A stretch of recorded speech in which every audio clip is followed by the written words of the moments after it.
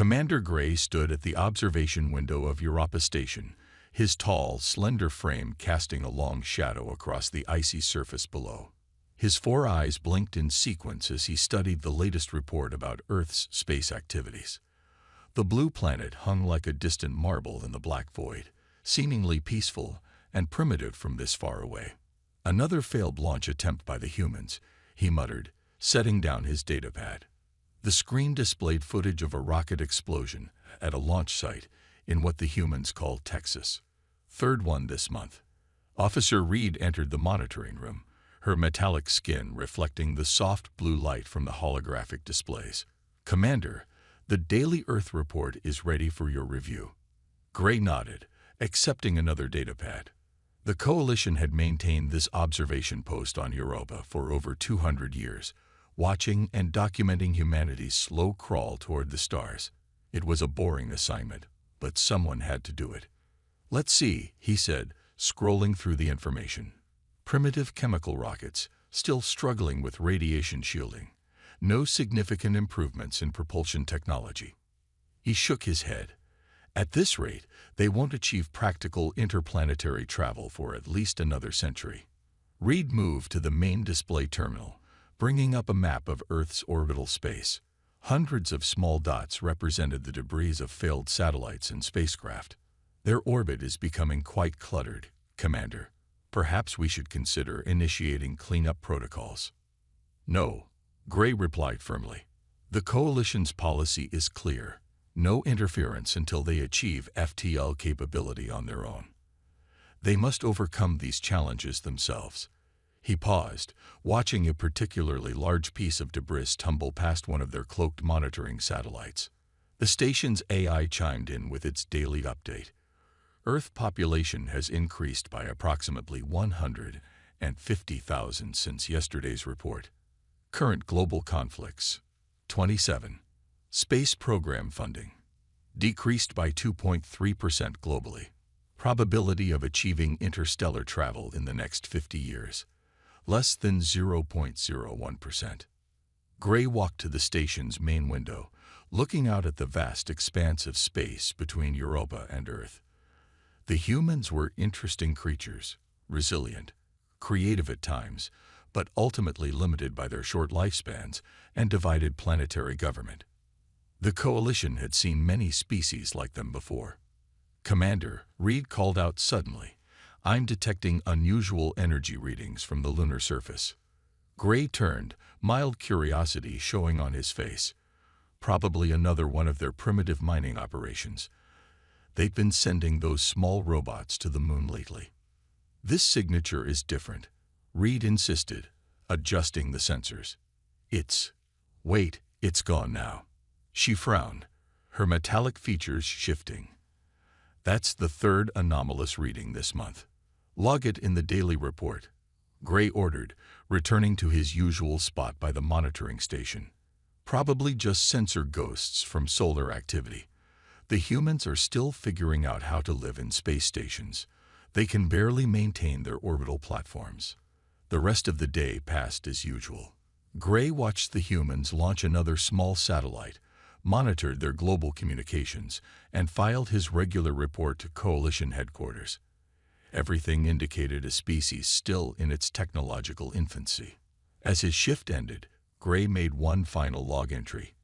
Earth Observation Report, Day 73,459.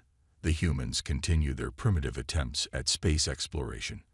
While they show remarkable persistence, their technological progress remains slow and methodical. Their reliance on chemical propulsion and their inability to solve basic problems of long-term space habitation suggests they will remain planet-bound for the foreseeable future. Recommendation: maintain current observation protocols. No direct contact necessary for at least another century. He looked one last time at the distant Earth before heading to his quarters. The humans were safe, predictable, and stuck on their little blue world. Just another primitive species slowly making their way to the stars. Little did Commander Gray know that deep beneath the Earth's surface, in hidden facilities across the globe, Humanity was about to prove just how wrong those assumptions were. 3 miles beneath the Rocky Mountains, Admiral Stone walked through a massive underground hangar that officially didn't exist. Above him, a ship longer than 3 football fields hung suspended in magnetic clamps. Its dark hull absorbed the light, making it look like a hole cut into reality itself. "Status report," he called out to his chief engineer. Tom Miller looked up from his control panel, his weathered face reflecting the blue glow of multiple screens. "Quantum drive is running at 98% efficiency, sir." The new shielding held up perfectly in the last test. The Admiral nodded, allowing himself a small smile. For 20 years, they had worked in secret, building what the world's governments called Project Dawn, while space agencies around the world purposely failed rocket launches and maintained the illusion of struggling with basic spaceflight. Humanity's real space program had leaped centuries ahead. "Show me the fleet status," Stone ordered, moving to the main control room. The wall-sized screen lit up, showing similar underground facilities spread across the globe. Green dots represented completed ships, 989 of them, each one capable of reaching Alpha Centauri in less than a week. "Russia finished their last ship yesterday," Miller reported. "China's final 3 will be ready tomorrow. We're ahead of schedule." Stone remembered when it all started. The first alien probe they'd discovered in the Arctic ice 30 years ago. Instead of announcing it to the world, the leading nations had made a different choice. They studied it in secret, reversed engineered its technology, and planned for the day humanity would reveal itself to the galaxy. "Any issues with the observation post on Europa?" Stone asked. A young operator named Jack shook his head. "No, sir. Our quantum signature dampeners are working perfectly. They still think those energy spikes they detect are solar anomalies." He grinned. "The aliens aren't nearly as advanced as they think they are."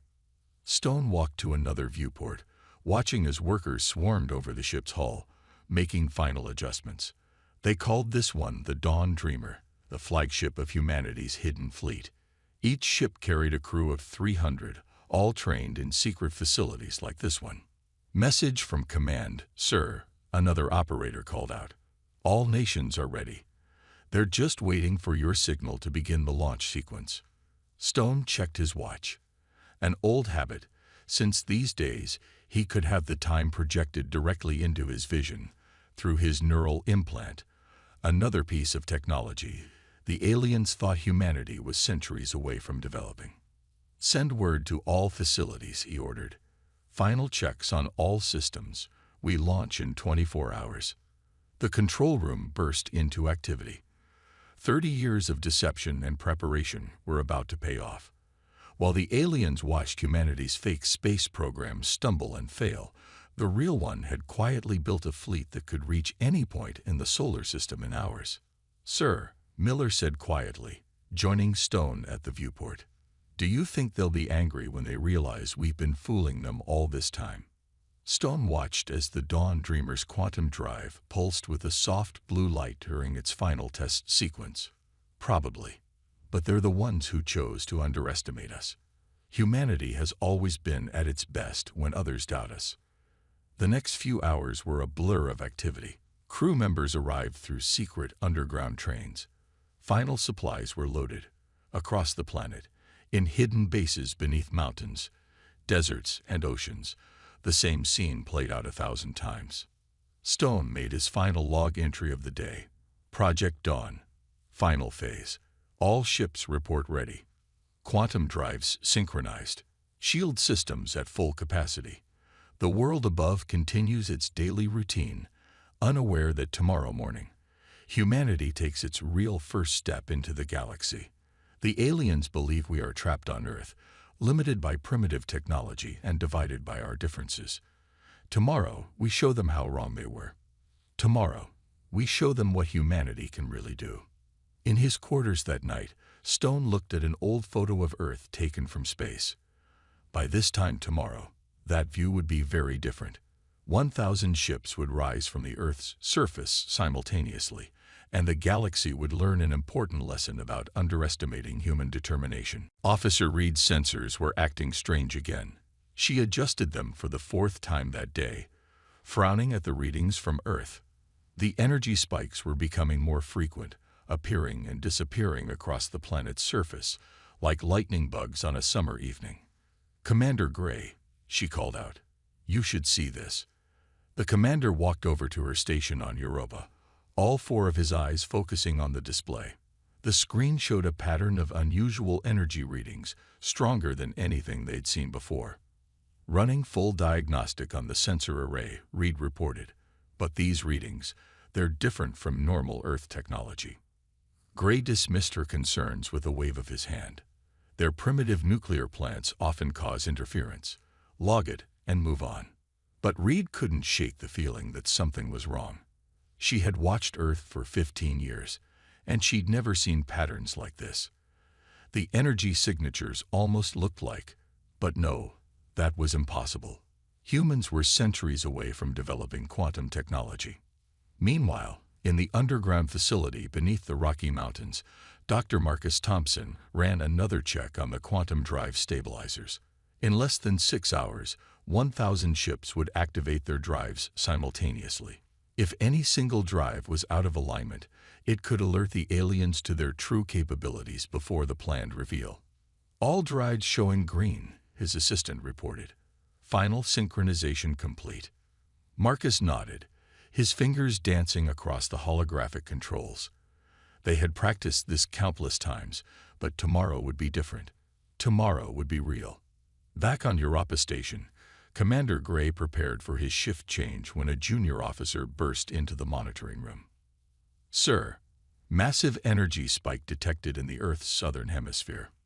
Gray rushed to the main display. The readings were off the charts, but they vanished as quickly as they appeared. "Location: Antarctica." "Sir, but it's gone now."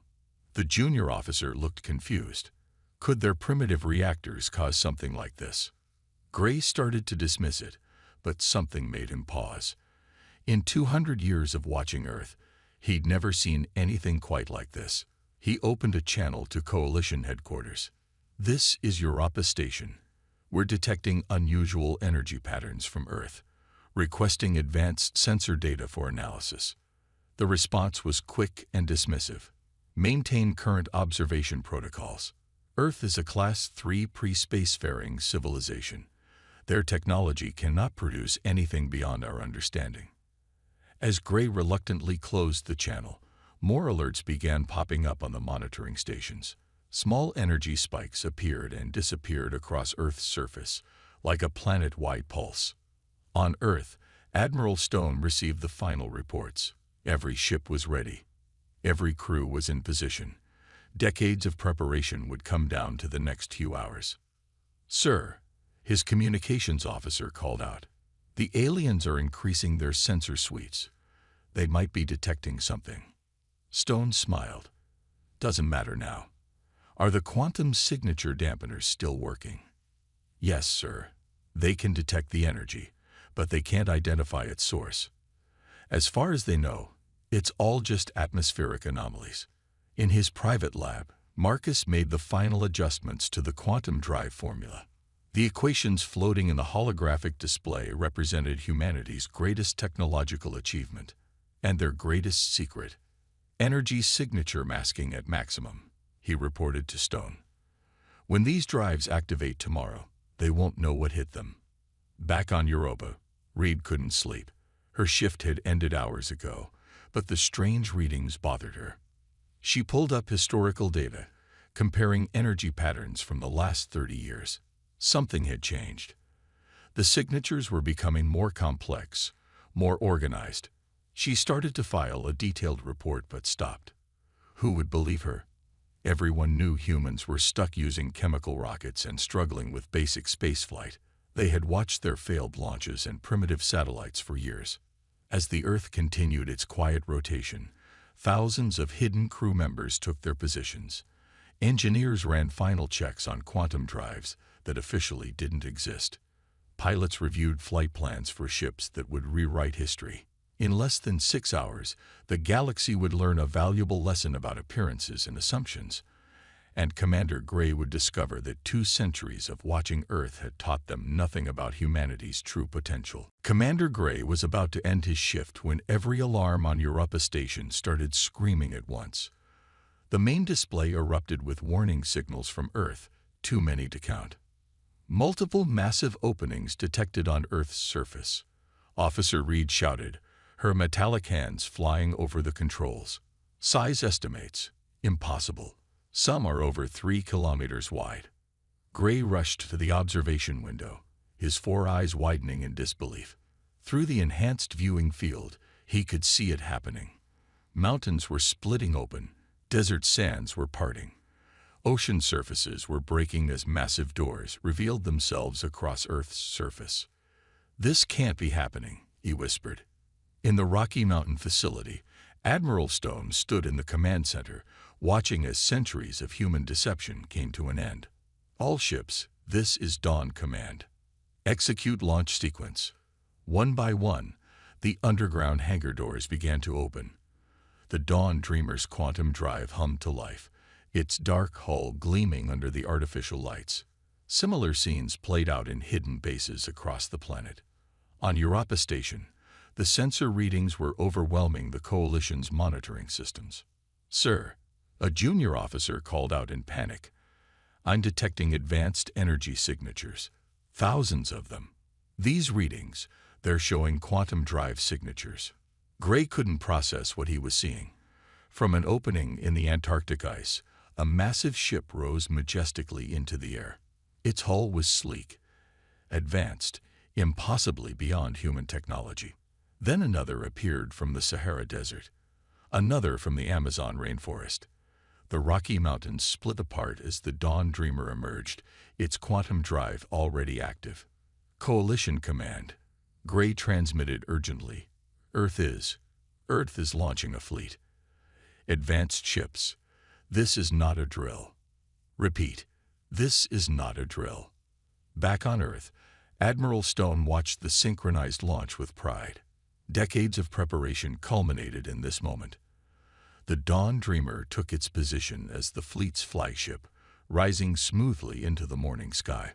All ships report ready, his communications officer announced. 998 ships airborne. 999. 1,000. All ships have cleared their hangars. The sight was beyond spectacular. 1,000 advanced ships, each powered by quantum drives, rising simultaneously from Earth. They moved in perfect formation, arranging themselves in a massive spiral pattern above the planet. On Europa, Commander Gray watched helplessly as his entire understanding of human civilization crumbled. The ships were everywhere now, their quantum drives lighting up his sensors like 1,000 stars. Impossible, he kept muttering. They were primitive. We watched them. Their rockets kept failing. Incoming transmission from the human fleet, Reed reported, her voice shaking. Admiral Stone's voice filled the Coalition station, calm and confident. This is Admiral Stone of the Earth Defense Fleet to all Coalition observers. For centuries, you've watched us, studied us, and underestimated us. You believed we were trapped on our world, struggling with basic spaceflight. Today, we show you the truth. The 1,000 ships moved in perfect synchronization, forming a massive ring around Earth. Their quantum drives pulsed with power that the Coalition's sensors could barely measure. We are not seeking conflict, Stone continued, but we will no longer pretend to be less than we are. The Earth Defense Fleet stands ready to protect our interests throughout this solar system and beyond. We look forward to establishing diplomatic relations as equals. Gray watched as several ships broke formation, moving to take up positions around key points in the solar system. Their speed and maneuverability were beyond anything he had believed possible for humans. Send word to Coalition Command, he ordered quietly. Earth is no longer a Class 3 civilization. They have achieved full quantum drive capability. And he paused, watching the magnificent display of power and coordination before him. They have been hiding their true technological level from us for decades. As the Earth fleet settled into its new positions, Stone made one final transmission. To all those who thought humanity was trapped on Earth, welcome to the real human space age. The mood in the Coalition emergency meeting chamber was tense. Representatives from 30 alien species had gathered to discuss the sudden appearance of Earth's fleet. On the main screen, 1,000 human ships maintained their perfect formation around their solar system. "This is unprecedented," the Coalition leader declared, his crystalline form reflecting the chamber's lights. "No species has ever hidden their true capabilities from us so completely." Commander Gray stood before the assembly, still struggling to explain how they had missed the signs. They purposely failed their rocket launches. They kept their real technology hidden underground. Every primitive satellite we saw was just theater. In the command center of the Dawn Dreamer, Admiral Stone prepared for humanity's first official meeting with the Coalition. The ship's quantum drive hummed quietly as they approached the designated meeting point near Mars. "Coalition diplomatic vessel approaching," his sensor officer reported. "Their weapons systems are powered down." Stone nodded. "Keep our weapons powered down as well, but maintain shield strength at maximum. Trust, but verify." The Coalition ship was elegant, all sweeping curves and transparent sections. It took position 5 kilometers from the Dawn Dreamer, matching their orbit around the red planet. "They're hailing us," the communications officer announced. On screen, Stone ordered. The Coalition's chief diplomat appeared on the main display. His species resembled tall, slender humanoids with iridescent skin. "Admiral Stone," he began, "I am First Speaker Light. We have many questions." Stone allowed himself a small smile. "I imagine you do. We're ready to answer them. But first, we have some questions of our own." In other parts of the solar system, human ships were already establishing bases on various moons and planets. A group of ships began constructing a massive station near Jupiter, while others set up defensive positions around Earth's orbital space.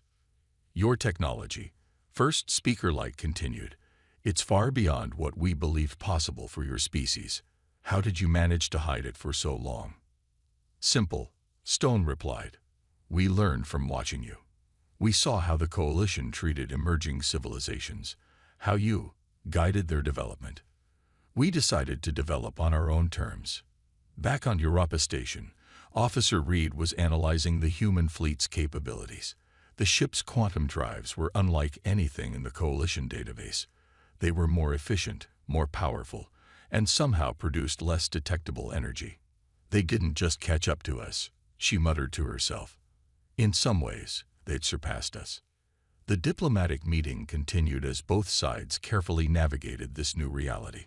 Stone explained how Earth's nations had united in secret after discovering the first alien probe, how they had pooled their resources and knowledge to leap centuries ahead in technology. "And now?" First Speaker Light asked. "What are humanity's intentions?" Stone's response was calm but firm. "We claim this solar system as human territory. We're happy to establish trade relations, cultural exchanges, and diplomatic ties with the Coalition. But we will not be supervised, guided, or controlled." The first speaker's iridescent skin flickered with colors, a sign of strong emotion in his species. "The Coalition has protocols for emerging civilizations." "We are not emerging," Stone interrupted politely. "We have emerged. Our fleet stands ready to defend our interests, but we prefer to be friends rather than rivals." As if to emphasize his point, another group of human ships activated their quantum drives, jumping to the Kuiper Belt to begin establishing outposts. The casual display of advanced faster-than-light travel made several Coalition observers shift uncomfortably. "Very well," First Speaker Light finally said. "The Coalition accepts Earth as a fully developed spacefaring civilization. We look forward to learning how you achieved this remarkable advancement." Stone's expression remained diplomatic, but there was a glint of pride in his eyes. "We look forward to sharing what we choose to share, First Speaker. After all, every species must keep some secrets." As the diplomatic ships parted ways, Humanity's fleet continued its work, securing their solar system and establishing their presence among the stars. The age of pretending to be primitive was over. The age of humanity's true space exploration had begun. 3 weeks after humanity's reveal, the Coalition's Grand Assembly Hall hosted its first human delegation. Major Robert Wells led the human diplomatic team, walking confidently through corridors that had never seen Earth representatives before. The hall was massive, with seats for over 50 different species. Some floated in anti-gravity fields, others sat in specialized environment chambers, and a few existed as pure energy forms contained in special vessels. All eyes, sensors, and perception organs were fixed on the human delegation. The assembly recognizes Earth's representatives, the coalition leader announced, his crystalline form pulsing with light. You may address the gathering. Wells stepped forward to the speaker's platform. Behind him, through the hall's transparent walls, Earth's ships could be seen patrolling the space around the Coalition's headquarters, a subtle reminder of humanity's new status. Honorable members of the Coalition, Wells began, we come seeking neither forgiveness for our deception nor permission for our advancement. We come to establish new relationships based on mutual respect. In the observation gallery, Commander Gray watched with mixed feelings. The humans he had dismissed as primitive for so long were now standing as equals before the galaxy's most powerful assembly. You must understand our concern. A delegate from a gaseous species spoke up. Your kind achieved quantum drive technology in secret. What else are you hiding? Wells smiled diplomatically. What else is the Coalition hiding? Every species has its secrets. We simply chose to keep more than most. The assembly chamber buzzed with translated whispers and electronic communications. Some delegates were impressed by human boldness, others worried about the implications. Meanwhile, near Saturn, the Dawn Dreamer monitored the construction of humanity's first major space dock.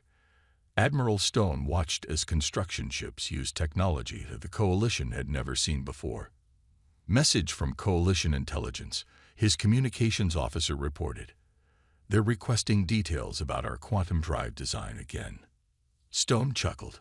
Send the usual response. We're happy to discuss trade agreements, but our core technologies remain classified. Back in the assembly hall, Wells was addressing the Coalition's concerns about human expansion. Yes, we are establishing bases throughout our solar system. Yes, we are building defensive installations. And yes, we are exploring beyond our system's boundaries. But we do so as a sovereign species, not as your subjects or students. A holographic delegate, representing an ancient digital species, flickered with interest. You speak of sovereignty, yet you used our own probe to advance your technology. Some might call that theft. We call it learning, Wells countered. The probe crashed on our world. Studying it was our right. How we used that knowledge was our choice. The assembly grew quiet as Wells continued. For centuries, you watched us, thinking you knew who we were. You saw our failed rockets, our clumsy satellites, our primitive space stations. You never thought to look deeper. That was your choice. Officer Reed, who had joined Commander Gray in the observation gallery, leaned forward with interest. The humans weren't just claiming their place in the galaxy. They were rewriting the rules of first contact. We propose a new type of relationship, Wells announced. Not as teachers and students, not as advanced and primitive, but as equals. Earth offers its friendship to all species who can accept this new reality. The Coalition leader's crystalline form sparkled as he processed this proposal. And if we cannot accept these terms, Wells gestured to the human ships visible through the windows, then we will continue our development alone. But I believe that would be a loss for both humanity and the Coalition. As the assembly debated, news spread throughout Coalition space. Humanity hadn't just revealed advanced technology. They had changed the very nature of how emerging civilizations might be treated in the future. The day ended with the signing of the first Earth Coalition Accord. Its terms were simple. Earth would share some of its advancements in return for access to Coalition trade routes and databases. But the most important term was unwritten. the recognition that humanity had earned its place among the stars, through cleverness rather than compliance. 1 month after Earth's dramatic reveal, Commander Gray stood in the observation lounge of the Dawn Dreamer, watching Earth's fleet conducting maneuvers near Jupiter. Admiral Stone had invited him for what humans called a drink, a social custom that apparently involved sharing stories over flavored liquids. Still having trouble believing it, Stone asked, pouring 2 glasses of amber liquid. Gray's 4 eyes blinked in sequence. "You hid all this from us for 30 years. We watched your planet every day, and we saw nothing." "Sometimes," Stone replied, taking the sip, "the best place to hide is in plain sight. Every failed rocket launch, every primitive satellite, they were all part of the show." Through the window, a group of human ships demonstrated their quantum jump capability, disappearing and reappearing instantly at different points in space. The precision of their movements was remarkable. "Your quantum drive design," Gray said, studying the liquid in his glass. "It's more advanced than ours. How is that possible?" Stone smiled. "We had an advantage. While you were busy watching us, believing you knew our limits, we were studying everything about your technology. Your probe taught us what was possible. Then we found ways to make it better." In Earth orbit, construction teams were completing the planet's first official space elevator, no longer having to pretend it was beyond their capability. Ships moved back and forth, carrying materials and crew to the growing network of human space stations. "The Coalition made a mistake," Gray admitted. "We became so used to guiding developing species that we forgot they could guide themselves." Stone nodded. "That's why we kept our progress hidden. We saw how the Coalition helped other species develop. Good intentions, maybe, but it always seemed to keep them dependent on Coalition approval." A message flashed on the ship's main screen. Another human fleet had successfully established a permanent base in the Kuiper Belt. Earth's influence was expanding rapidly through the solar system. "What happens now?" Gray asked, finally trying the drink. "The Coalition is still struggling to accept Earth as an equal."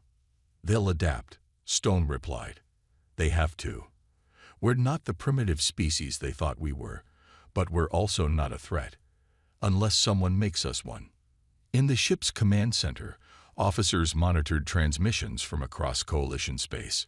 More civilizations were beginning to question the traditional development path. Earth's example had sparked a quiet revolution. "We received an interesting message today," Stone mentioned casually. "Another developing species, the one in the Proxima Centauri system. They asked for Earth's guidance instead of the Coalition's." Gray nearly dropped his glass. "What did you tell them?" "We told them what we learned. True advancement comes from within. We'll trade with them, share some technology, but their path must be their own." Outside, the quantum drives of Earth's ships painted the space around Jupiter with pulses of blue light. Each pulse represented technology that the Coalition had thought impossible for humans to achieve.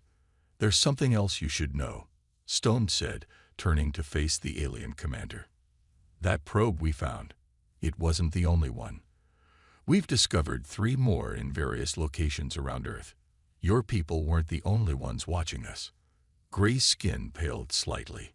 "Other alien civilizations?" "Yes, and they're not all as peaceful as the Coalition." Stone's expression grew serious. "That's another reason we built our fleet. The galaxy is bigger and more dangerous than either of us thought." As if to emphasize his point, a new group of ships emerged from Earth's atmosphere, the latest additions to humanity's growing fleet. They were even more advanced than the first 1,000, incorporating lessons learned from studying Coalition technology. "To the future," Stone said, raising his glass. "A future where no species is underestimated, where advancement comes in many forms, and where humanity stands ready to protect not just Earth, but all those who seek to forge their own path among the stars." Gray raised his glass in return, finally understanding what his years of observation had missed.